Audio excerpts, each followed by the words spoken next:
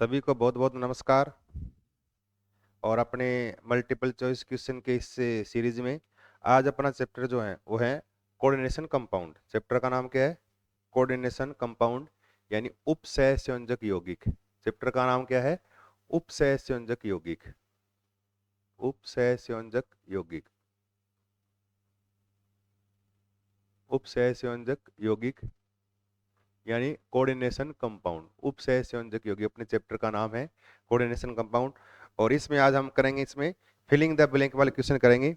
Exam में जो आते हैं खालिस्तान भरने, और इसमें से ऑब्जेक्टिव पर्सन बन के भी आ सकते हैं। इनको ना आपको ढंग से याद करना है। इन्हीं में से ऑब्जेक्टिव पर्सन भी आ सकते हैं और इन्हीं में से छोटे एक नंबर के पर्सन बन के भी एग्जाम में आ सकते हैं। तो इनको ढंग से याद करना हमें। अब देखो अपना आज का पहला प्रश्न और पहला क्वेश्चन क्या है, देखो फर्स्ट वाले में क्या लिखा है कि ऐसे यौगिक जिनके रासायनिक सूत्र समान हो परंतु परमाणुओं की व्यवस्था भिन्न भिन्न हो उन्हें यौगिक कहलाते हैं। कौन से कहलाते हैं वो? उनको बोलते हैं समावी। क्या बोलते हैं? एक दूसरे के समावी कहते हैं। एक दूसरे के समावी कहलाते हैं वे यौगिक जिनके रासायनिक सूत्र समान हो लेकिन उनकी संरचना जो होता है ना, संरचना या उनके परमाणुओं की व्यवस्था क्या हो, अंतरिक्ष में क्या हो, अलग अलग हो, उनको क्या बोलते हैं? एक दूसरे के समावी यानी आइसोमर बोलते हैं। क्या बोलते हैं? समावी या आइसोमर कहते हैं। समावी या आइसोमर कहलाते हैं। फिर देखो अपना दूसरा प्रश्न सेकंड में क्या है? खालिस्तान लिगेंडों के नाम के अंत में ओ लगाते हैं। अब देखो लिगेंडों का नाम लिखते हैं ना, तो नाम लिखते तब ध्यान रखना है उदासीन लिगेंड है कुछ उनके नाम तो विशेष नाम है, जैसे कार्बोनिल सी हो, H2O के लिए एक्वा, NH3 के लिए एमीन, इस तरह से उनके क्या एक विशेष नाम है वो याद करने हैं। लेकिन माइनस वाले जिनके उपचार ऊपर माइनस आ जाए उनमें क्या करेंगे, उन लिगेंडों के नाम के अंत से आइड, आइट या एट आएगा नाम में, उनको हटा के हम ओ लगा देंगे। जैसे क्लोराइड, फ्लोराइड, ब्रोमाइड, है ना, एसीटेट, सल्फेट, एट आ रहा है, सल्फाइट, आइट आ रहा है, हटा देंगे ये लास्ट वाले, हटा के ओ लगा देंगे। जैसे क्लोराइड है तो क्या लिखेंगे? क्लोरो। और आजकल एनसीईआरटी पैटर्न में इसको क्या क्लोरिडो बोलते हैं, लास्ट में ओ लगाना है। तो कौन से लिगेंड में लगाते हैं? ऋणात्मक लिगेंड के अंत में। किस में? ऋणात्मक लिगेंडों के अंत में क्या लगाएंगे? ओ लगाना है। तो हमारे यहाँ खालिस्तान में क्या आ जाएगा? ऋणात्मक। ऋणात्मक लिगेंडों के अंत में क्या लगाते हैं हम? ओ का यूज करते हैं, ध्यान रखना है। फिर देखो अपना अगला प्रश्न, अगले में क्या है कि प्रकाश संश्लेषण के लिए उत्तरदायी वर्णक, और वो कौन सा होता है? क्लोरोफिल, जिसको बोलते हैं पर्णहरित। क्या बोलते हैं इसको? पर्णहरित। यानी पर्ण मतलब पत्ती, हरित मतलब हरा, पत्ती का हरा रंग। पर्णहरित यानी क्लोरोफिल धातु का संकुल यौगिक होता है। ये भी क्या एक कॉम्प्लेक्स कंपाउंड यानी संकुल यौगिक है। और क्लोरोफिल में धातु कौन सी होती है? तब ध्यान रखना है कौन सी? मैग्नीशियम। याद रखना ये कौन सी होती है? मैग्नीशियम धातु का क्या एक ये संकुल है। तो एग्जाम में छोटा प्रश्न भी आ सकता है, क्लोरोफिल में पाई जाने वाली धातु का नाम लिखिए, या क्लोरोफिल किस धातु का एक उपसहसंयोजक या संकुल यौगिक है, तब आपको लिखना पड़ेगा मैग्नीशियम का। खालिस्तान आ जाए तो आपको लिखना मैग्नीशियम। इसके बाद देखो अपना अगला, अगले में क्या है? खालिस्तान दे दिया, फिर धातु का संकुल यौगिक ट्यूमर वृद्धि को रोकने के काम आता है। तो कौन सा संकुल है जो ट्यूमर की वृद्धि यानी कैंसर के उपचार में काम आता है? और किसका यूज करते हैं? फिर ध्यान रखना ये देखो, ये इसका यूज करते हैं PTNH3 2, इसका स्ट्रक्चर यानी फॉर्मूला भी याद रखना आपको, और Cl2। इसका नाम इसको बोलते हैं सिस्प्लेटिन। व्यापारिक नाम इसका क्या है? इसको सिस्प्लेटिन बोलते हैं।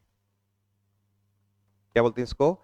इसको कहते हैं सिस्प्लेटिन कहते हैं। और वैसे इसका नाम क्या है वैसे लिखना चाहिए तो डाईएमीन डाईक्लोरिडो प्लेटिनम सेकेंड, इसका यूपीसी नाम है। तो यहां पर क्या लिखेंगे? सिस्प्लेटिन का यूज करते हैं। किसका? सिस्प्लेटिन। तो यहाँ ऑप्शन में क्या आ जाएगा? सिस्प्लेटिन। सिस्प्लेटिन धातु संकुल का योग ट्यूमर की वृद्धि रोकने या कैंसर के उपचार में काम आता है। सिस्प्लेटिन का यूज छोटा प्रश्न बन सकता है, कैंसर के उपचार में किस उपसहसंयोजक यौगिक या संकुल यौगिक को काम में लेते हैं? तो सिस्प्लेटिन को काम में लेते हैं। फॉर्मूला पूछ ले, सिस्प्लेटिन का सूत्र लिखिए, तो फॉर्मूला आना चाहिए। सिस्प्लेटिन का आईयूपीसी नाम लिखिए, तब क्या लिखना है? डाई एमीन, क्योंकि एमीन ए से स्टार्ट होता है ना, तो अल्फाबेटिकली नाम लिखते हैं लिगेंड का नाम, डाई एमीन डाईक्लोरिडो, डाईक्लोरिडो। इसको आप क्लोरो लिख दोगे तब भी गलत नहीं होगा, डाईक्लोरिडो। धातु का नाम क्या है? Platinum, platinum. और इसकी निकालो ऑक्सीडेशन स्टेट निकालो, क्या आएगा, सेकंड आएगी, सेकंड। इसका आईयूपीएसी नाम है, ये थोड़ा आपको ध्यान रखना है, ठीक है ना। इसका ऑक्सीडेशन स्टेट कैसे निकालते हैं, प्लेटिनम का निकालना एक्स मान लो, NH3 पे चार्ज 0 होता है, Cl पे चार्ज माइनस का 1 तो माइनस के 2, और ऊपर जो चार्ज होता है यहाँ वो आ गया था, ऊपर कितना है 0, x उधर ले जाएंगे 2 माइनस के तो प्लस के 2, तो x बराबर +2 यानी सेकंड आ जाएगा। फिर देखो अपना अगला प्रश्न, अगले में क्या है, विल्किंसन उत्प्रेरक खालिस्तान के हाइड्रोजनीकरण में प्रयुक्त होता है। किसका हाइड्रोजनीकरण करता है, ये एल्कीन का करता है। किसका, एल्कीन के हाइड्रोजनीकरण में, एल्कीन की सहायता से या एल्कीन का हाइड्रोजनीकरण करवा के उसको एल्केन में चेंज करने के लिए क्या काम में लेते हैं, विल्किंसन उत्प्रेरक काम में लेते हैं। अब विल्किंसन उत्प्रेरक है क्या, देख लो, इसका फॉर्मूला भी आपको आना चाहिए, RHCl और यहाँ C6H5 3P और इसके 3, इस तरह से इसको बोलते हैं विल्किंसन उत्प्रेरक। और इसका अगर नाम लिखना चाहे ना, तब देखो ये जो लिखा है ना आपने, ये P और इसके ऊपर आपने लगाए 3 लगाए फेनिल समूह C6H5 C6H5 और C6H5, ऐसे फास्फोरस पे 3 लगाए आपने। इसको क्या बोलते हैं, इसको बोलते हैं ट्राइफेनिल फास्फीन। ट्राइफेनिल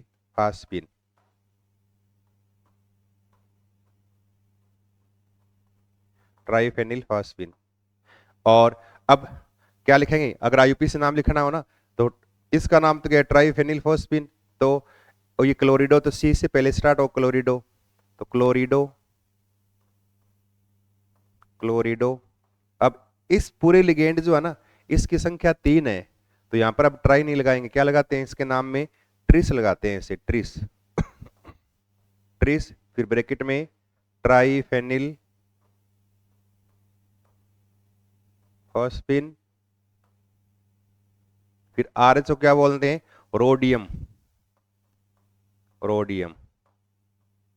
रोडियम। आगे इसके ऑक्सीडेशन स्टेट लिखते हैं, और कैसे लिखोगे ऑक्सीडेशन स्टेट, रोडियम की निकालनी है X, Cl पे चार्ज माइनस का 1 होता है, ये पूरा कॉम्प्लेक्स जो है ये उदासीन है, 0, पूरे पे चार्ज 0 है, तो ये माइनस का 1 उधर जाएंगे प्लस के, यानी रोडियम यहाँ पर क्या है, फर्स्ट है, तो रोडियम फर्स्ट आएगा ऐसे, इस तरह से।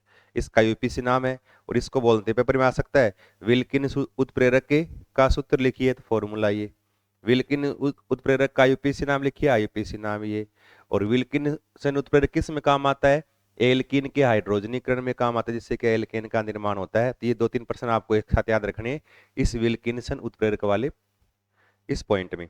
फिर देखो अगला, कि लिगेंड जिनके लिए डेल्टा ओ की वैल्यू कम है, किससे, युग्मन ऊर्जा P से, पेयरिंग एनर्जी से होता है, तो लिगेंड कहलाता है। कौन सा लिगेंड कहलाएगा, अब देखो पीछे आपने ना क्रिस्टल क्षेत्र विपाटन पढ़ा है, और क्रिस्टल क्षेत्र विपाटन में देखो इस तरह से क्यों कहा था कि समान ऊर्जा वाले 5 डी कक्षक है ये, और ये लिगेंड की उपस्थिति में इनका क्या होता है, विपाटन, और ये 2 भागों में बंट जाते हैं, 3 नीचे और 2 क्या चले गए ऊपर, ये अष्टफलकीय विपाटन है, ओक्टाहेड्रल स्प्लिटिंग।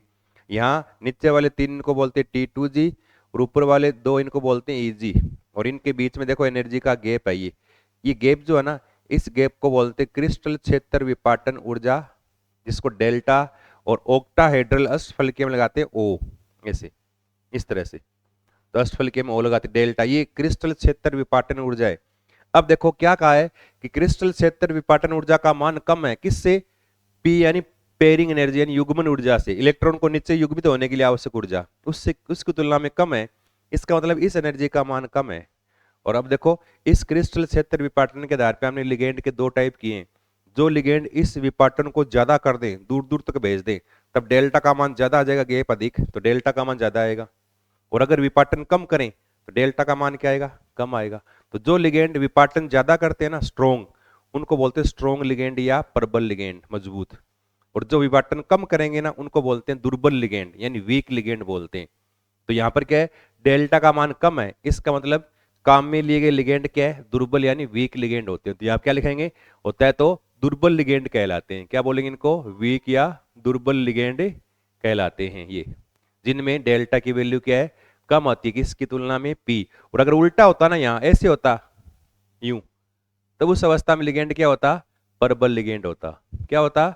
उस अवस्था में ये परबल लिगेंड होता, ध्यान रखना। ये परबल लिगेंड में युग्मन ऊर्जा का मान कम और क्रिस्टल क्षेत्र विपाटन ऊर्जा का मान ज्यादा, इसलिए इलेक्ट्रॉन सारे नीचे युग्मित हो जाते हैं। और इसमें इस वाली कंडीशन में इलेक्ट्रॉन कहाँ चले जाएंगे? ऊपर चले जाएंगे।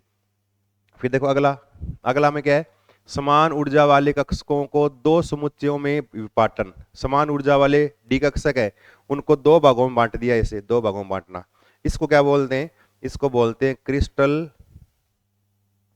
क्षेत्र विपाटन। और इसीलिए इस थ्योरी का नाम क्या है?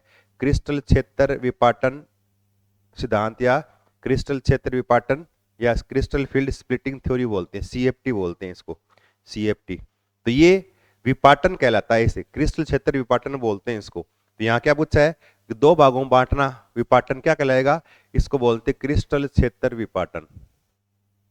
क्या बोलेंगे? क्रिस्टल क्षेत्र विपाटन का कहलाता है। क्या कहलाएगा? इसको क्रिस्टल क्षेत्र विपाटन कहा जाता है, आपको ध्यान रखना है। फिर देखो अपना अगला प्रश्न, अगले में क्या है? जब जल विलायक के रूप में प्रयुक्त होता है तो इस प्रकार की समावयता खालिस्तान समावयता कहलाती है। यानी वे समावी जिनमें जल है ना विलायक के रूप में उपयोग काम में लें। और याद रखो मैंने पीछे लिखवाया था, जिस समावयता में जल के अणु है ना कॉम्प्लेक्स या संकुल के अंदर बाहर हो, उनके अंदर हमेशा जल वाली समावयता होती है। और उसको क्या बोलते हैं? जल के लिए हाइड्रेट आइसोमेरिज्म, हाइड्रेट समावयता बोलते हैं। तो क्या बोलेंगे इनको यहाँ पर? हाइड्रेट समावयता कहलाती है। कौन सी? हाइड्रेट समावयता कहलाती है। तो हाइड्रेट समावयता कहलाएगी, ये बात आपको ध्यान रखनी है, ठीक है। फिर देखो अगला, अगले में क्या है?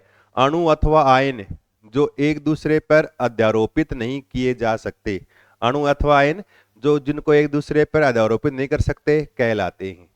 तो यानी एक दूसरे पे क्या है? ओवरलैपिंग न करें। ऐसे अणु या आयन जो एक दूसरे के ऊपर अध्यारोपण न करें, उनको क्या बोलते हैं?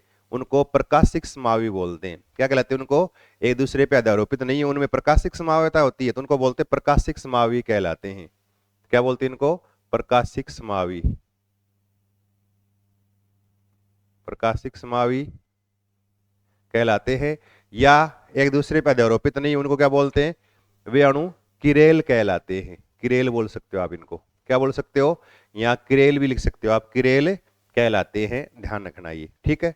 फिर देखो अगला, अगले में क्या है? ये कॉम्प्लेक्स दे रखा है का ज्यामितीय रूप प्रकाशिक समावयता दर्शाता है। इसके अब दो ज्यामितीय रूप बनेंगे। देखो इसके क्या लिखा है? ऐसे COEN2 और Cl2, और ये प्लस है ऊपर, यहाँ इसने प्लस लिखा नहीं, प्लस।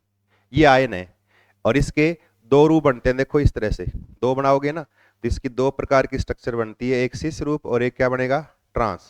तो देखो सिस में इस तरह से CO+3 चार्ज है, फिर यहाँ ऐसे 6 बंद बनेंगे। तो EN 2 है ना, तो 4 बंद तो ये बनाएंगे। तो इसका देखो एक तो रूप बना दे, ऐसे बना दूं मैं यूं, EN 2 बंद ये हो गए, एक EN इसके 2 बंद ये हो गए, और 2 क्या हो गए? Cl-Cl-, और पूरे में चार्ज क्या है? +1। ये रूप कौन सा है? ये रूप तो कौन सा है? समपक्ष। कौन सा है? ये सिस या समपक्ष समावी है, समपक्ष है। और इसका एक और क्या बनाएं? इसका एक और बनाएं, वो विपक्ष बनाएं। और विपक्ष कैसे बनाओगे? देखो ऐसे, इस तरह से ट्रांस में। और ट्रांस में समान समूह को आमने सामने कर दो, वो ट्रांस हो जाएगा। कैसे? देखो इस तरह से यूं, जैसे मैंने EN यहाँ लिख दिया एक, फिर एक EN यहाँ लिख दिया यूं, और ये Cl- और ये Cl-, पूरे पे चार्ज क्या है? +1। ये कौन सा है? ये विपक्ष समावी है, ट्रांस। ये कौन सा है? विपक्ष या ट्रांस समावी है। अब ये कह दिया इनमें ज्यामितीय समावयता है, इसके दो रूप बन रहे, सिस और ट्रांस। अब पूछा इसके कौन से ज्यामितीय रूप में प्रकाशिक समावयता दर्शाता है, सिस या ट्रांस? अब देखो प्रकाशिक समावयता के लिए है ना, आप इस तरह से स्ट्रक्चर बना सकते हो। यूं देखो, यूं बीच में दर्पण लगा दिया, यूं दर्पण लगाने के बाद और इसकी इस तरह से यहाँ बना दिया इसका प्रकाशिक समावी। जो इसका यहाँ प्रकाशिक समावी बनाओगे तो थोड़ा ध्यान रखना है, देखो आपको प्रकाशिक समावी कैसे बनाते हैं तब ध्यान रखना है। प्रकाशिक समावी बनाओगे तो पास वाले ग्रुप को पास रखना है। तो Cl है ना, ये इसको माइनस यहाँ रख दिया, इस Cl को यहाँ रख दिया। EN है ये सामने यहाँ EN, और ये EN यहाँ सामने यहाँ EN। इसका बिंब और ये क्या बन गया, प्रतिबिंब। इसका ही बना सकते हो इधर, इसका बना के देखें और इसका बना के देखोगे ना, तब देखो यूं बीच में लगा दिया मैंने दर्पण इस तरह से, और दर्पण लगाने के बाद देखो इस तरह से इसका बनाए रूप, और इसका बनाओगे ना देखो यूं CO+3, फिर यहां हमने इस तरह से यूं। अब देखो सेम समूह को सामने रखना है, सेम रखोगे ये पास में, पास वाले को पास में, दूर है तो ये दूर वाले को दूर में। अगर इनको यहां लगा दे CL को आपको यहां लगाना पड़ेगा, फिर CL यहां लगा दिए, ये विपक्ष है। अब देखो ये इसका बिंब और प्रतिबिंब, अब इस रूप को मैं उठाऊं यहां से, उठा के ऐसे इसके ऊपर रखूं तो एक दूसरे के बिल्कुल क्या है, अध्यारोपित यानी ओवरलैपिंग हो जाएगी, दोनों एक दूसरे को मैचिंग कर जाएंगे। और जहां अध्यारोपण होना उनमें प्रकाशिक समाव्यता नहीं होती, इसलिए विपक्ष रूप में प्रकाशिक समाव्यता नहीं पाई जाएगी, ये प्रकाशिक समाव्य नहीं है, ध्यान रखना। प्रकाशिक दोनों एक रूप है, प्रकाशिक समाव्यता नहीं है। लेकिन देखो इसको मैं उठा के इसके ऊपर रखू लाके, तो CL देखो यहां आ जाएंगे ऐसे, तो एक दूसरे पर EN यहाँ आ जाएंगे, तो एक दूसरे पर अध्यारोपित या ओवरलैपिंग नहीं हो रही, और ओवरलैपिंग नहीं होगी उनमें क्या है, प्रकाशिक समाव्यता पाई जाएगी। तो इसके अंदर क्या है, प्रकाशिक समाव्यता क्या है, उपस्थित है, इसके अंदर पाई जाती है। तो कौन से रूप में प्रकाशिक समाव्यता पाई गई है, शीर्ष वाले में यानी समपक्ष में। तो इसके कौन से में, समपक्ष रूप में, किसमें, समपक्ष रूप में ज्यामितीय या समपक्ष ज्यामितीय रूप प्रकाशिक समाव्यता दर्शाता। तो क्या लिखोगे यहां पर आप, समपक्ष लिखना आपको, और पेपर में भी आ सकता है COEN2Cl2+ के किस रूप में प्रकाशिक समाव्यता होती है, समझाइए। तब आपको लिखना पड़ेगा, इसे बताना पड़ेगा इसमें प्रकाशिक समाव्यता है, विपक्ष में प्रकाशिक समाव्यता नहीं होती, क्योंकि ये एक दूसरे पर अध्यारोपित हो जाते हैं। ये थोड़ा सा आपको समझाना पड़ेगा, ठीक है। बड़ा प्रश्न भी आ सकता है इस पे, और छोटा प्रश्न बन के भी आ सकता है। फिर देखो अपना अगला प्रश्न, अगले में क्या है, धातु के साथ जुड़े हुए 4 लिगेंड हैं ABXL, 4 लिगेंड जुड़े हैं कि प्रकाश के वर्ग समतुल्य संकुलों में ज्यामितीय समावयव की संख्या। अब इसमें कितने ज्यामितीय समावयव बनेंगे, देखो मैंने आपको बनाने के तरीके बताए थे। ऐसे धातु है और इसके साथ क्या है, वर्ग लिखा ना, वर्ग समतलीय, तो वर्ग समतलीय रूप से इसके पास 4 जुड़े हैं लिगेंड, A B और एक X और एक L, ये 4 जुड़े हैं। हम क्या करेंगे, इसके अन्य रूप बनाएंगे ना, तो किसी एक ग्रुप को आप कांस्टेंट कर लो, स्थिर कर लो। जैसे मैंने A को स्थिर कर लिया यहाँ, और A को स्थिर करते बाकी घुमाओ आप, बाकी घुमाएंगे, देखो ऐसे बनेंगे इस तरह से, यूं बनवाया मैंने कि M। अब A को तो क्या कर दिया मैंने, स्थिर कर दिया यूं, A यहाँ फिक्स है। अब B को घुमाया ना, B यहाँ आ गया, X यहाँ आ गया, और L घूम के कहाँ आ गया, यहाँ आ गया, एक ये बन गया। फिर और घुमाएं इसको तीनों घुमाएं दोबारा, और घुमाओगे ना तो देखो इस तरह से M, फिर देखो ऐसे इस तरह से। तो अब B यहां आ गया, X यहां आ गया, और L यहां क्या, यहां आ गया। फिर इसको और घुमाओगे, और घुमाते ही B वापस यहां, कौन सा, ये आ जाएगा। और घुमाते ही X यहां, L यहां, और A यहां, A है और B यहां, वापस ये आ जाएगा। तो कितने बनेंगे, 1 2 और 3, कितने बनेंगे इसके। अब सेम ये आ जाएगा आगे वाला, तो इसके केवल 3 बन सकते हैं। तो इसके कितने हैं, ज्यामितीय समावयव कितने बनेंगे, इसके 3 बनेंगे। कितने बनेंगे, 3 होती है। कितनी होती है, ज्यामितीय समावयव की संख्या कितनी होगी, 3 होती है, ध्यान रखनी है ये। फिर देखो अगला प्रश्न कि समन्वय संख्या 6 वाले संकुल की ज्यामिति कैसी होती है। अब समन्वय संख्या 6 है ना, तो समन्वय संख्या 6 इस तरह से, 6 मतलब धातु के साथ 6 जुड़े लिगेंड, इस तरह से कोई भी लिगेंड जोड़ दो, आपकी मर्जी है।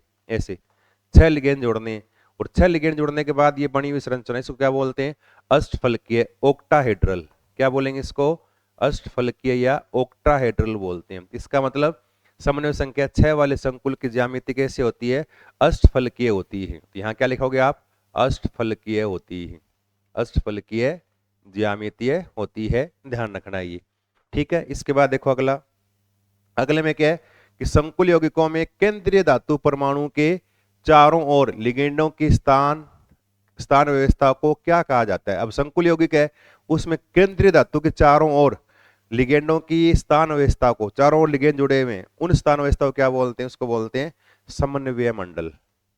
ऐसे है ना, केंद्रीय धातु जैसे कुछ भी लिख दे, लिगेंड लिख दिया मैंने CO और EN3 और Cl3। अब केंद्रीय धातु के चारों ओर लिगेंड जुड़े हुए हैं ये, और इस पूरी व्यवस्था इसको क्या बोलते हैं, इसको बोलते हैं समन्वय मंडल। क्या बोलेंगे इसको समन्वय मंडल बोलते हैं। क्या बोलते हैं, इसको समन्वय मंडल कहा जाता है। तो क्या लिखा है, केंद्रीय धातु संकुल यौगिकों में केंद्रीय धातु परमाणु के चारों ओर लिगेंडों की स्थान व्यवस्था क्या बोलते हैं, समन्वय मंडल या फलक कहा जाता है। क्या बोलते हैं इसको, समन्वय मंडल कहते हैं। फिर देखो अगला प्रश्न, अगले में क्या है, विल्किंसन उत्प्रेरक खालिस्तान धातु का संकुल होता है। पीछे लिखा है मैंने, देखो विल्किंसन में क्या है, किसका है, रोडियम का। किसका संकुल है वो, रोडियम का संकुल है। ये आपने लिखा है अभी, देखो ये रहा, किसका संकुल है ये, रोडियम का। किसका है, विल्किंसन उत्प्रेरक किसका है, रोडियम धातु का संकुल है। तो यहाँ हम क्या लिखेंगे, धातु के नाम में क्या लिखेंगे, रोडियम लिख देंगे। यहाँ क्या लिख देंगे, रोडियम। रोडियम, रोडियम धातु का संकुल है, RH। इस धातु का क्या है, विल्किंसन उत्प्रेरक क्या संकुल है, ध्यान रखना है ये। फिर देखो अगला, केंद्रीय धातु परमाणु या आयनों को भी कहा जाता है। अब केंद्रीय धातु परमाणु जो है ना, ऐसे जैसे लिख दिया ना, K4 और Fe और CN6। अब सेंटर मेटल एटम जो है धातु, इसको और क्या बोलते हैं, ध्यान रखना। केंद्रीय धातु परमाणु है ना, ये लुईस अम्ल की तरह काम करता है। ये कैसा, लुईस अम्ल। अम्ल क्या, इलेक्ट्रॉन लेने वाले। तो धातु परमाणु इलेक्ट्रॉन के जोड़े लेता है और लिगेंड इलेक्ट्रॉन के जोड़े देता है। तो लिगेंड को बोलते हैं संकुल क्षार। क्या बोलते हैं इसको, संकुल क्षार कहते हैं। सॉरी, ये लुईस क्षार कहते हैं। क्या बोलते हैं इसको, लुईस क्षार कहते हैं। तो इसको लुईस क्षार कहा जाता है। तो लुईस क्षार, तो याद रखना 2 पॉइंट है ये। केंद्रीय धातु परमाणु को लुईस अम्ल बोलते हैं। क्या बोलते हैं इसको, तो लुईस अम्ल कहते हैं। और लिगेंड को क्या बोलते हैं, लुईस क्षार। याद रखना, लिगेंड को लुईस क्षार कहा जाता है, क्योंकि क्षार इलेक्ट्रॉन देने वाले होते हैं और लिगेंड इलेक्ट्रॉन की जोड़ी देकर धातु के साथ उपसहसंयोजक बंधों का निर्माण करता है। तो ये क्या है, लिगेंड क्या है, ये लुईस क्षार है। क्या है लिगेंड, लिगेंड लुईस क्षार के रूप में काम करता है। ध्यान रखना, लिगेंड क्या है, लुईस क्षार के रूप में लिगेंड काम करेगा। और यह लिगेंड को एक नाम और है, इसको क्या बोलते हैं, इसको बिंदु आवेश भी कहा जाता है। क्या बोलते हैं इसको, बिंदु आवेश, पॉइंट चार्ज। कई बार पूछते हैं CFT में, क्रिस्टल क्षेत्र सिद्धांत में लिगेंड को क्या माना गया है, क्रिस्टल क्षेत्र सिद्धांत में लिगेंड को क्या माना गया है, तो क्या लिखोगे, लिगेंड को बिंदु आवेश क्या माना गया है, बिंदु आवेश यानी पॉइंट चार्ज। क्या बोलते हैं, पॉइंट चार्ज, या इसको बिंदु आवेश कहा जाता है, या क्या बोलते हैं इसको, लुईस क्षार लिगेंड को कहा जाता है। धातु क्या बोलते हैं, लुईस अम्ल बोलते हैं। ध्यान रखना है ये। फिर देखो अगला प्रश्न, अगले में क्या है, जब द्विदंतुक अथवा बहुदंतुक लिगेंड अपने 2 या 2 से अधिक दाता परमाणुओं का उपयोग एक साथ एक धातु आयन से आबंध के लिए करता है, तो ये लिगेंड कहलाते हैं। अब देखो, द्विदंतुक या बहुदंतुक लिगेंड जो है ना, वो धातु के साथ क्या है, जुड़ जाते हैं और एक साथ क्या है, 2 या 2 से अधिक बंध बनाते हैं। और बंध बनने के बाद है ना, धातु के चारों तरफ क्या है कि जाल सा बन जाता है।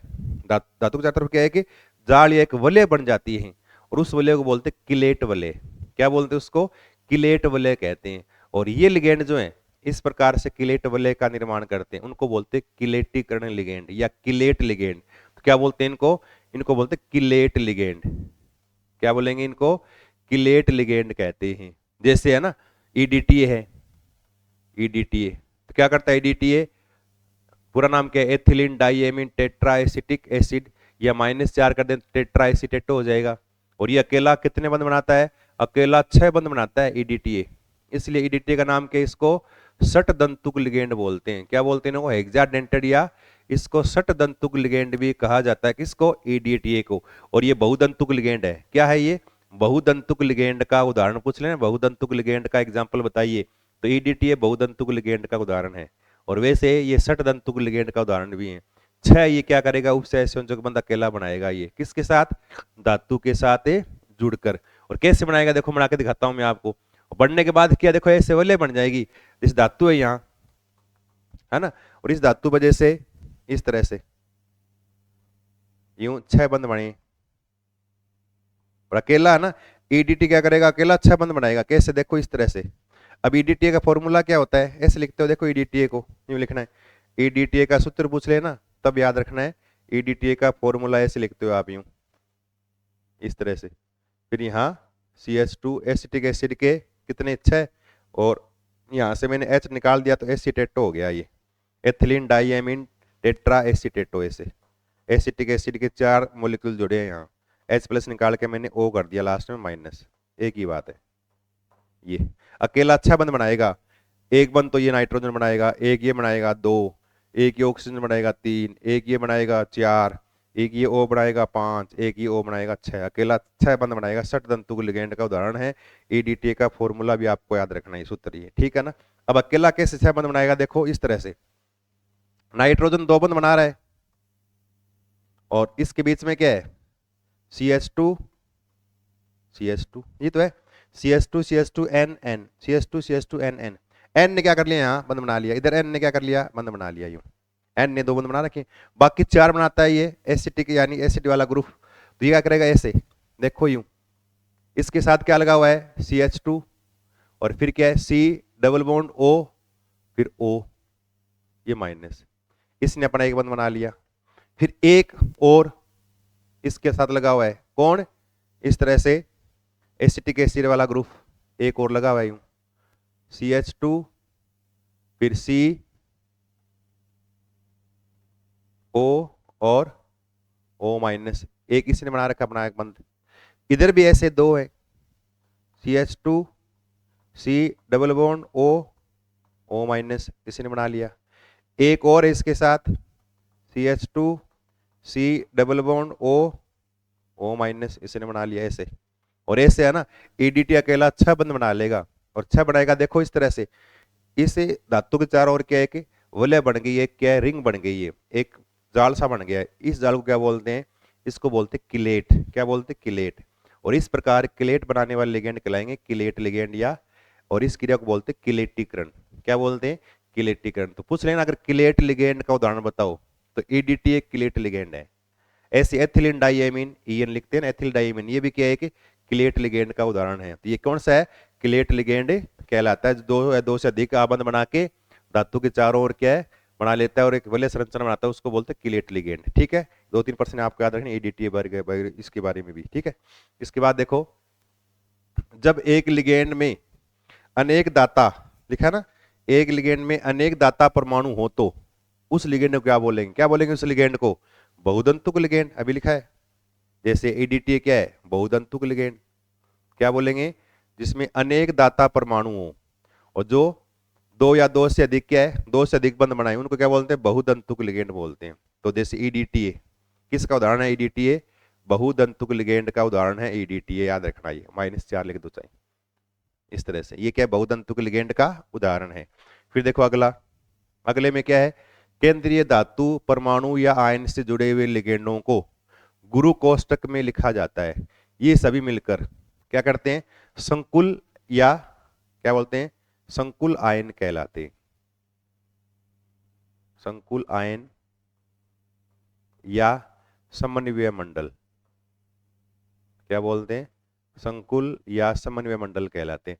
तो केंद्रीय धातु परमाणु या आयन से जुड़े हुए लिगेंडों को गुरु कोष्टक में लिखते हैं, बड़े वाले ब्रैकेट में लिखते हैं, ऐसे दिखते हैं ना बड़े ब्रैकेट में, इस तरह से EN3 बड़ा ब्रैकेट, फिर बाहर जैसे Cl3, ये बड़ा ब्रैकेट में लिखा हुआ है, इसको क्या बोलते हैं, समन्वय मंडल या इसको संकुल बोलते हैं। क्या बोलते हैं इसको, संकुल या समन्वय मंडल कहा जाता है। जो भी लिखे हैं दोनों सही है। इसके बाद देखो 1898 में उपसहसंयोजन यौगिकों का सिद्धांत प्रस्तुत किया था किसने, अल्फ्रेड वर्नर, जिसको उपसहसंयोजक यानी कोऑर्डिनेशन केमिस्ट्री का जनक बोलते हैं। किसको, अल्फ्रेड वर्नर, अल्फ्रेड वर्नर। और पूरा नाम याद नहीं रहे तो आप वर्नर लिख दो, चाहिए एक ही बात है, वर्नर लिख दोगे तब भी सही है, वर्नर लिख दो। ये पूरा नाम अल्फ्रेड वर्नर ने 1898 में उपसहसंयोजक यौगिकों का सिद्धांत क्या उसने प्रस्तुत किया था, जिसको वर्नर सिद्धांत बोलते हैं। क्या बोलते हैं इसको, इसी के नाम से वर्नर सिद्धांत कहा जाता है। फिर देखो अगला प्रश्न कि गुरु कोष्टक में लिखी स्पीसीज संकुल तथा गुरु कोष्टक से बाहर लिखे जाने वाले आयन। अब देखो जो बड़ा ब्रैकेट है ना, उस बड़े ब्रैकेट के अंदर ये लिखने वाले, ये तो क्या है, इसको तो क्या बोलते हैं, लिगेंड बोलते हैं। और इस बड़े वाले ब्रैकेट के बाहर जो लिखा है ना, बड़े वाले ब्रैकेट, ये बड़ा ब्रैकेट, इसके बाहर लिखे हुए आयन, इन आयन को बोलते हैं काउंटर आयन या बोलते प्रति आयन। क्या बोलते हैं इनको, काउंटर आयन या प्रति आयन बोलते हैं इनको, काउंटर आयन। काउंटर आयन लिख दो इंग्लिश में, चाहे लिख दो इसको हिंदी में प्रति आयन कहा जाता है। तो ये क्या है, प्रति आयन है। क्या है ये, प्रति आयन या काउंटर आयन कहा जाता है। तो ये प्रति आयन कहलाते हैं, प्रति आयन कहलाते हैं, ये ध्यान रखना है।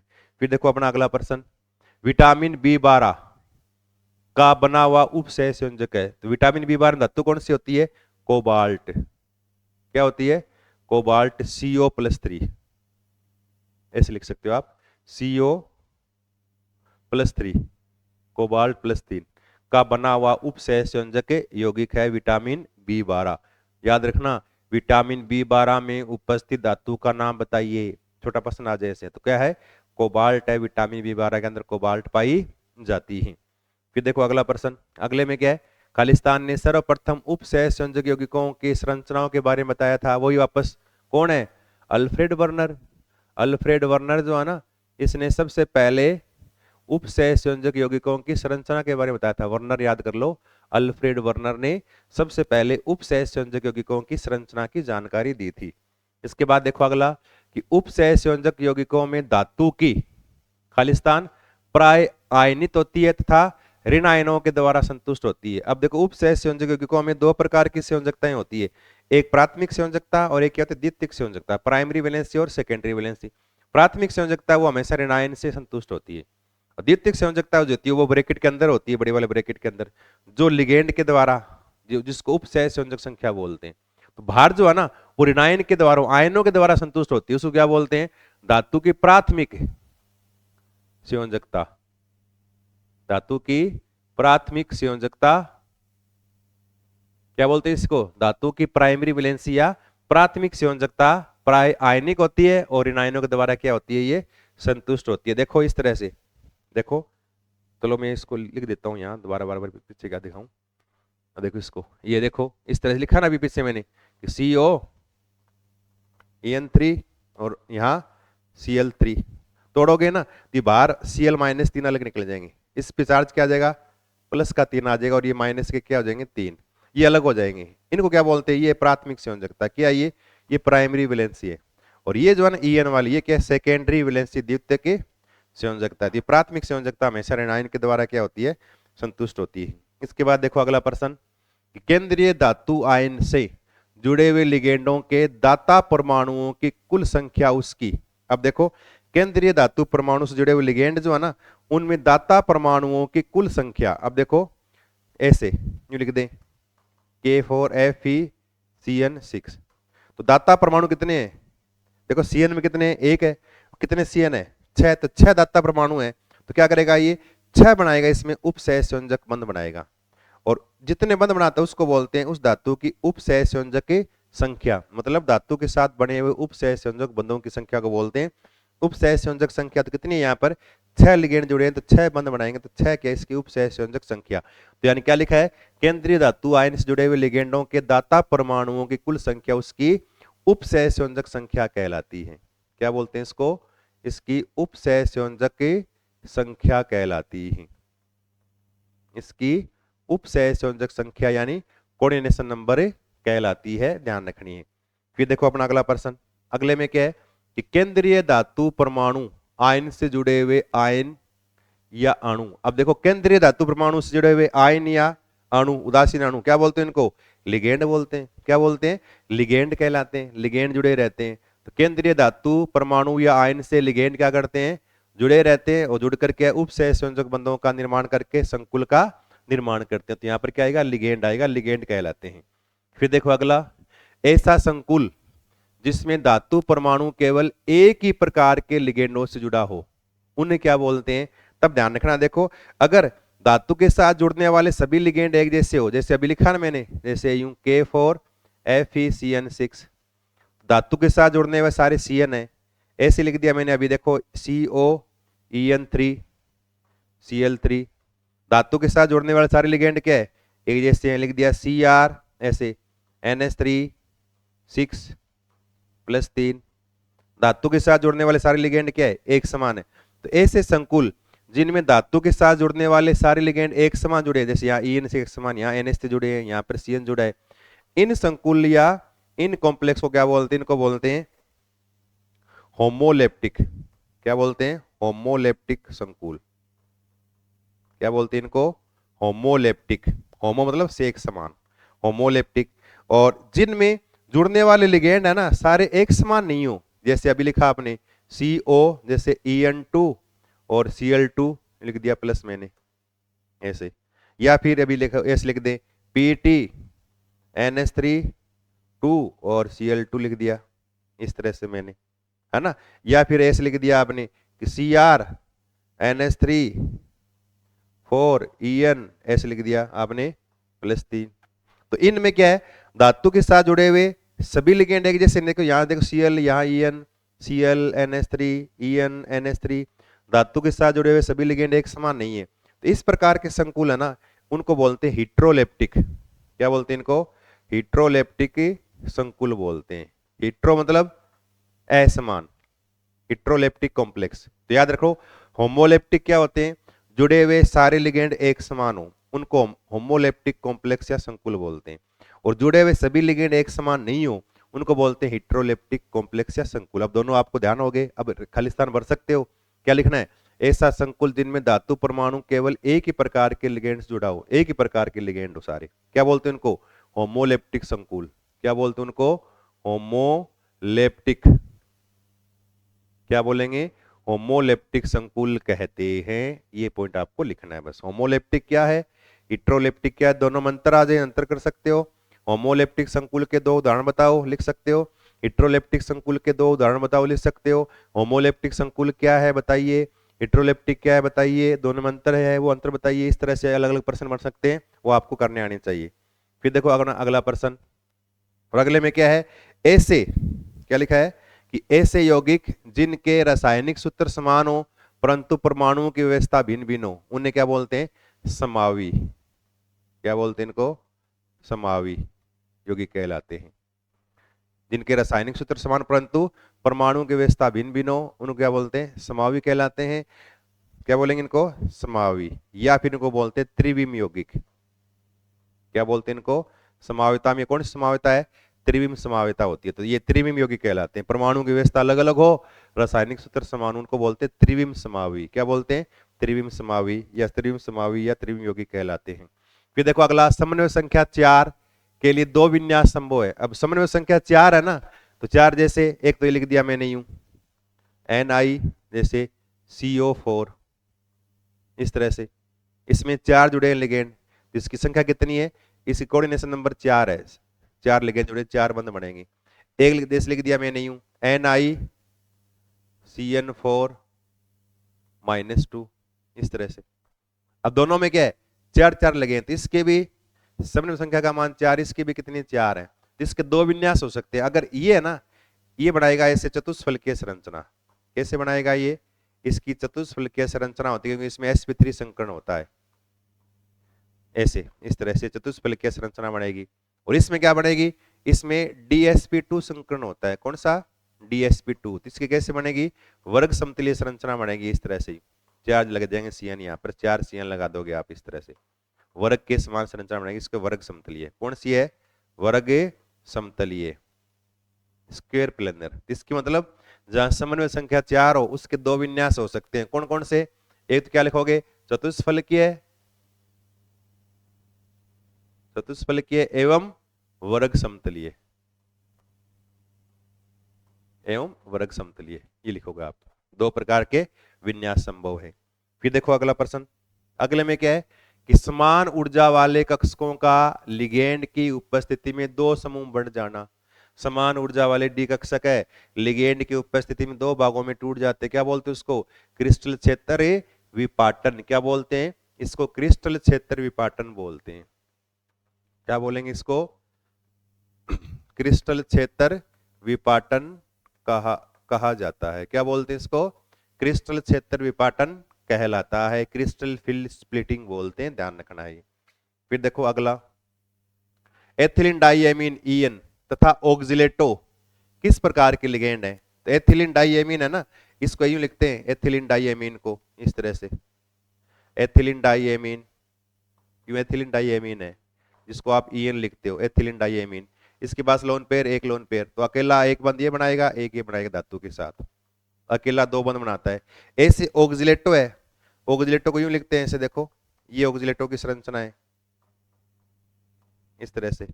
और क्या लिखते हैं, इसको मिला के लिखते हैं ऐसे C2O4, C के 2, O कितने 4, पूरे पे चार्ज कितना है -2। ये ऑक्सीलेटो है, OX लिखते हैं ऑक्सीलेटो। और ये भी क्या करेगा, धातु के साथ दो बंध बनाएगा, यूं एक ये बनाएगा, एक O ये बनाएगा। तो दो बंध माने, दो बंध जो लिगेंड बनाए उनको क्या बोलते हैं, द्विदंतुक लिगेंड। तो क्या बोलेंगे इनको, बाइडेंटेड या द्विदंतुक लिगेंड कहते हैं। क्या बोलते हैं इनको, द्विदंतुक लिगेंड कहा जाता है, बाइडेंटेड लिगेंड या द्विदंतुक लिगेंड कहा जाता है। ईएन की संरचना आनी चाहिए, ऑक्सीलेटो की संरचना भी आपको आनी चाहिए। दो अकेले दो बंध बनाते, दोनों दो बंध बनाएंगे।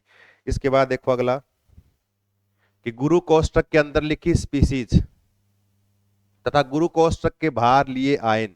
अब गुरु कोष्टक के अंदर लिखी स्पीसीज क्या कहलाती है, संकुल। क्या कहलाएगा, संकुल बनेगा। और गुरु कोष्टक के बाहर आयन क्या कहलाएंगे, प्रति आयन। अभी किया था हमने, ये पहले संकुल बनेगा, संकुल के बाहर क्या है, जो माइनस आयन लगे रहते हैं उनको क्या बोलते हैं, प्रति आयन या काउंटर आयन बोलते हैं। तो संकुल और गुरु कोष्टक के बाहर लिखा वो क्या कौन सा होगा, प्रति आयन या काउंटर आयन कहलाएंगे। अगला देखो, ऐसे लिगेंड जो अपने दो या दो अधिक दाता परमाणुओं का प्रयोग करके एक साथ एक धातु आयन से बंध बनाने में करते हैं, उन लिगेंडों को क्या बोलते हैं। अब देखो वापस वही आ गया, दो या दो से अधिक दाता परमाणु को उपयोग करके क्या करते हैं, किलेट लिगेंड कहलाते हैं। इसकी चर्चा पीछे होगी हमारी, क्या कहलाएंगे, किलेट लिगेंड कहलाते हैं, पीछे हमने चर्चा कर ली इसकी। इसके बाद देखो अगला, ऐसे संकुल जिनमें दो या अधिक प्रकार के लिगेंड हो उन्हें क्या बोलते हैं। अब देखो, अगर एक ही प्रकार के लिगेंड तो होमोलेप्टिक, और दो या दो से अधिक प्रकार के लिगेंड उन संकुल को क्या बोलते हैं, हिट्रोलेप्टिक। क्या बोलते हैं, उनको हिट्रोलेप्टिक संकुल कहा जाता है, हिट्रोलेप्टिक संकुल कहा जाता है। और अगर समान हो तो क्या बोलते हैं, होमोलेप्टिक, और असमान हो तो इसको हिट्रोलेप्टिक बोलते हैं। अगला देखो, ओ आता है लिगेंड के अंत में, कौन से में, ऋणात्मक लिगेंड। ये पीछे आ गया, किसमें, ऋणात्मक लिगेंडों के अंत में क्या लगाते हैं, ओ लगाते हैं सब में, है ना, क्लोरिडो, क्लोरिडो इस तरह से, है ना, नाइट्रो, ओ लगाते हैं लास्ट में। फिर देखो, समावेता दो प्रकार की है। कौन सी समावेता, जिसके दो प्रकार है, ज्यामितीय और ध्रुवण, जिसको बोलते हैं, इसका एक नाम है, इसको बोलते हैं प्रकाशिक समावेता। ध्रुवण जो है ना, इसका एक नाम और है, इसको बोलते हैं ऑप्टिकल आइसोमेरिज्म, यानी इसको प्रकाशिक समावेता ही बोलते हैं। तो दो प्रकार की समावेता किसके अंदर आती है, ये आती है त्रिविम समावेता के दो प्रकार है। ये किसके हैं, त्रिविम समावेता, इसके दो प्रकार होते हैं, ज्यामितीय और ध्रुवण या प्रकाशिक समावेता, इसके दो प्रकार है, ठीक है ना, ज्यामितीय और प्रकाशिक, ज्यामितीय ध्रुवण, किसके, त्रिविम समावेता के दो नाम है ये, इसके दो प्रकार है। अगला देखो, समावी एक दूसरे के दर्पण प्रतिबिंब होते हैं, एक दूसरे के दर्पण रूप कौन से होते हैं, प्रकाशिक समावी। क्या है, प्रकाशिक समावी जो होंगे ना, या आपकी किताब में क्या दे रखा है, ध्रुवण समावी, एक ही बात है, ध्रुवण या प्रकाशिक समावी, उनके दो रूप बनते हैं, एक बिंब और दूसरा क्या बनता है, प्रतिबिंब बनता है। तो दर्पण प्रतिबिंब एक दूसरे के कौन से होंगे, वो ध्रुवण समावी या प्रकाशिक समावी कहलाएंगे। अगला देखो प्रश्न, अगले में क्या है, अणु या आयन जो एक दूसरे पर आरोपित नहीं किए जा सकते, उन अणु या आयन कहलाते हैं। जो एक दूसरे पर आरोपित नहीं होते, क्या बोलते हैं उनको, किरेल अणु, है ना, किरेलता पढ़ी है आपने। ऐसी वस्तुएं या अणु या आयन जिनके एक रूप को दूसरे पे आरोपित नहीं कर सकते, जैसे हाथ है मेरा ये, है ना, इस हाथ के ऊपर अगर मैं दूसरा हाथ लाऊं यूं इस तरह से, तो अंगूठा इधर हो गया, इसका अंगूठा इधर हो गया, ऐसे नहीं करना, मैचिंग हो गई, ये नहीं है, ये है, इस हाथ का इधर है ना, तो इस हाथ का भी क्या हो, ये वाला भाग इधर ही रहे, फिर इसको भी मैचिंग करें ऐसे, तो आरोपित नहीं होता, इसलिए इसको बोलते किरेल। और किरेलिटी वर्ड जो है ना, ये ग्रीक भाषा का शब्द है जिसका अर्थ होता है पंजा, तो सबसे पहले पंजे में देखी गई, तो इसको किरेलिटी बोलते हैं। और ऐसे अणु जिनमें ये होता है कि एक रूप दूसरे पर आरोपित नहीं हो, उनको बोलते किरेल वस्तुएं। जैसे एक पैर का जूता दूसरे में नहीं आता, तो ये क्या है, किरेल है, तो इनको बोलते किरेल अणु या किरेल आयन या किरेल वस्तुएं बोलते हैं। फिर देखो अगला, खालिस्तान लिगेंड युक्त उप संयोजन यौगिकों में बंधन समावेता पाई जाती है, यानी कौन से लिगेंड जुड़े रहे। अब बहुत ही मोस्ट इंपॉर्टेंट है, पेपर में एक नंबर का आ सकता है कि किस प्रकार के लिगेंड बंधन समावेता दर्शाते हैं। कौन से, उभय दंतुक लिगेंड, कौन से, उभय दंतुक लिगेंड बंधन संभाव्यता दर्शाते हैं। ध्यान रखना कौन से उभय दंतुक लिगेंड बंधन संभाव्यता दर्शाते हैं, ये पॉइंट आपको याद रखना है। और इसको डायरेक्ट याद करना है, कौन से लिगेंड बंधन संभाव्यता दर्शाते हैं, लिंकेज आइसोमेरिज्म। बंधन संभाव्यता कौन दर्शाएंगे, उभय दंतुक लिगेंड बंधन संभाव्यता दर्शाते हैं। अगला देखो, चतुष्फलकीय ज्यामिति में केंद्रीय परमाणु का संकरण, जब चतुष्फलकीय हो ना तो चतुष्फलकीय संरचना बने, अभी मैंने कहा था ऐसे, देखिए Na आपने कहा था CO4 जुड़ गए ऐसे। अगर चतुष्फलकीय संरचना ऐसे बने, ये चतुष्फलकीय है, तो इसमें धातु जो है ना, इस पे संकरण क्या होता है, sp3 होता है। और अभी हमने कहा था इस प्रकार से वर्ग समतलीय संरचना बनती है Na+2, और यहाँ जुड़ गए 4Cn- ऐसे, तो वर्ग समतलीय संरचना बने, उनमें संकरण कौन सा, धातु संकरण कौन सा होगा, इस पे होगा DsP2 संकरण होता है। तो अगर आ जाए ना वर्ग समतलीय ज्यामिति में केंद्रीय परमाणु पर संकरण तो DsP2, चतुष्फलकीय ज्यामिति में केंद्रीय परमाणु पर संकरण कौन सा होगा, sp3 होता है। कौन सा होगा, sp3 संकरण होता है, ध्यान रखना आपको, ठीक है।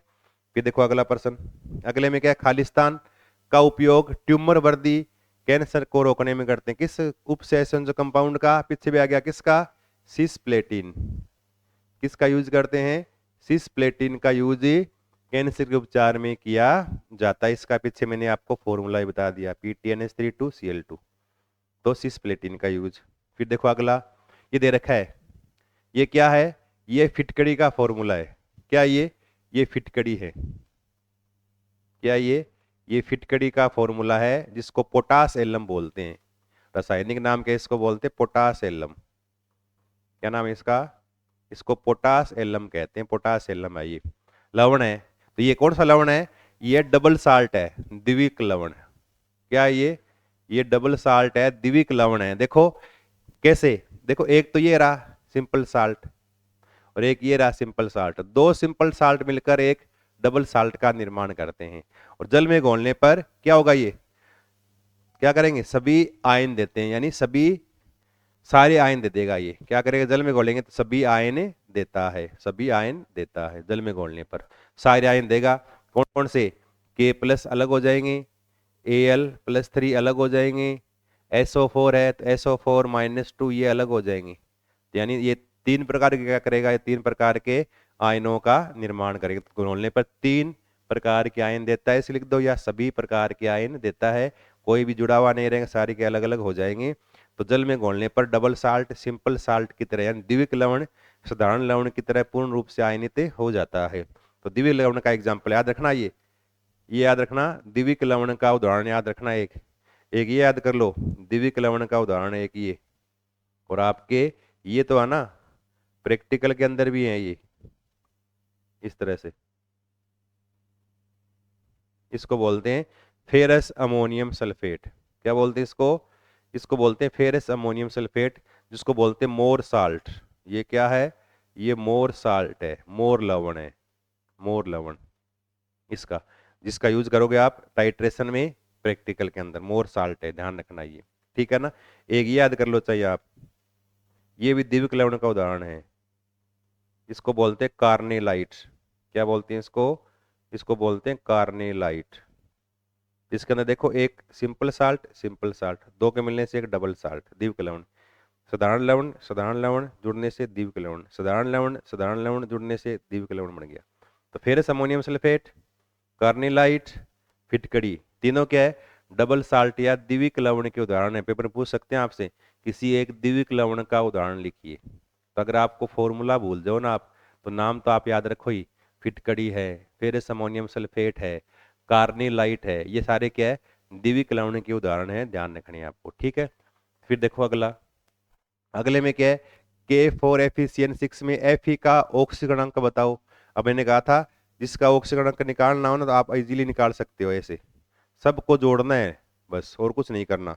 कैसे, देखो Fe का निकालना है तो K पे चार्ज क्या होता है हमेशा, प्लस का एक, कितने पे K है, 4, +4, प्लस Fe पे निकालना है, x मान लिया, प्लस Cn पे चार्ज कितना होता है, माइनस का एक, कितने Cn 6, तो माइनस के 6, ऊपर यहाँ चार्ज है वो हमेशा बराबर आता है, आगे ऊपर कितना है 0 है, तो x बराबर करोगे तो प्लस 4 माइनस के 6, माइनस के 2 उधर जाएंगे तो प्लस के 2। यहाँ एफ पर चार्ज क्या है, +2 है।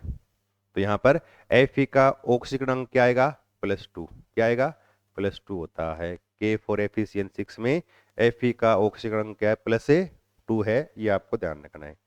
फिर देखो अगला, NiCO4 में क्या लिखा है, NiCO4 में Ni का ऑक्सीकरण अंक बताइए।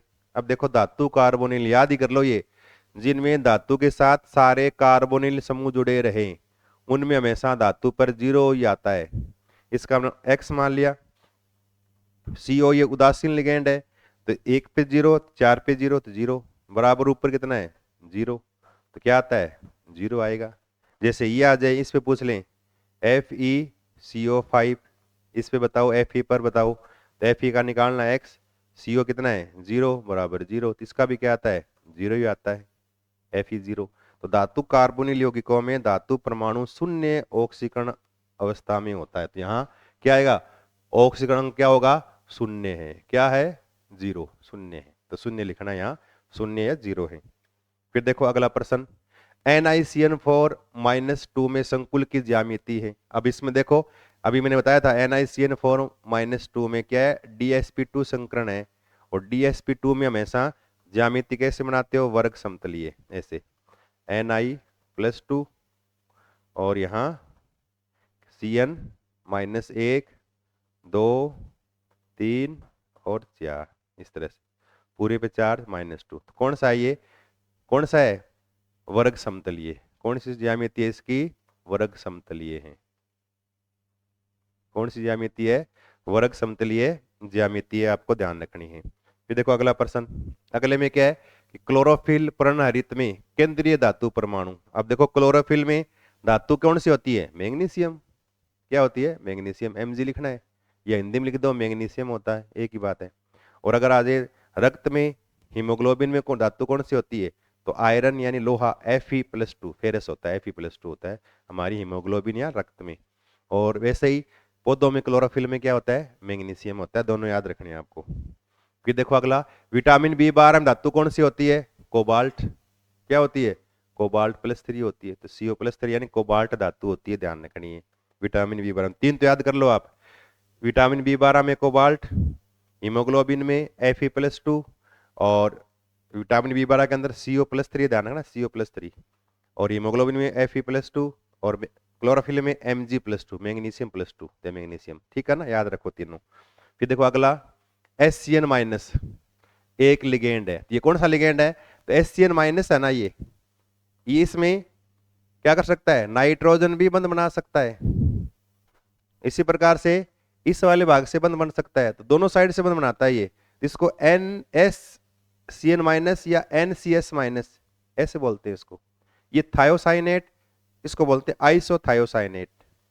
तो वैसे संकुल ये से लिगेंड के रूप में नाम लिखेंगे, तो इसको थायोसाइनेटो, ओ लगाते हैं माइनस वालों को नाम के अंत में, तो थायोसाइनेटो, और ये आइसोथायोसाइनेटो। और जो लिगेंड जिसके अंदर एक से अधिक परमाणु बंध बनाने के लिए उपलब्ध हो, लेकिन एक टाइम में एक ही बंध बनाए, तो यहां से बंध बन सकता है और यहां से बन सकता है, इसलिए इसको बोलते हैं उभयदंतुक लिगेंड, यानी एम्फीडेंटेड लिगेंड बोलते हैं। तो क्या बोलते हैं इनको, उभयदंतुक लिगेंड बोलते हैं। तो ये उभयदंतुक लिगेंड है, कौन सा है, यह उभयदंतु के लिगेंड है, ध्यान रखना है, ये उभयदंतुक लिगेंड। फिर देखो अगला प्रश्न, अगले में क्या है, हीमोग्लोबिन संकुल में उपस्थित धातु का नाम आ गया। देखो कौन सा होता है, आयरन, लोहा, आयरन यानी लोहा यानी Fe+2। तो हीमोग्लोबिन के अंदर क्या है, Fe+2 या आयरन होता है। तो ये तो अपना आज जो है ना, फिलिंग द ब्लैंक वाले अपने 48 क्वेश्चन किए हैं अपने इस कोऑर्डिनेशन कंपाउंड वाले में से। और आप निश्चिंत रहे, एग्जाम में अगर इनमें से कोई खालिस्तान आएगा तो इन्हीं में से कोई ना कोई आ जाएगा। और छोटे प्रश्न जो आएंगे ना इनमें से, तो इन्हीं खालिस्तान के छोटे प्रश्न बन के आ जाएंगे। तो थोड़े से आपको इन ढंग से याद करें, और ये बहुत ही इंपॉर्टेंट है। अगले अपनी इस क्लास में इसके MCQ यानी मल्टीपल चॉइस वाला भी करेंगे। तो अगर आप इस चैप्टर मल्टीपल चॉइस क्वेश्चन कर लो ढंग से, और ये खालिस्तान पूरे कर लो, तो इसमें आपके छोटे प्रश्न सारे सही हो जाएंगे। जितना हो सके खालिस्तान भी सही हो जाएंगे, छोटे वाले क्वेश्चन भी सही हो जाएंगे, और ऑब्जेक्टिव प्रश्न भी सही हो जाएंगे। और इसमें से बड़ा क्वेश्चन ऐसे कोई आता नहीं है, बड़ा प्रश्न भी आएगा, छोटा बन बन के आएंगे, आधा आधा नंबर का, 1 नंबर का, ऐसे।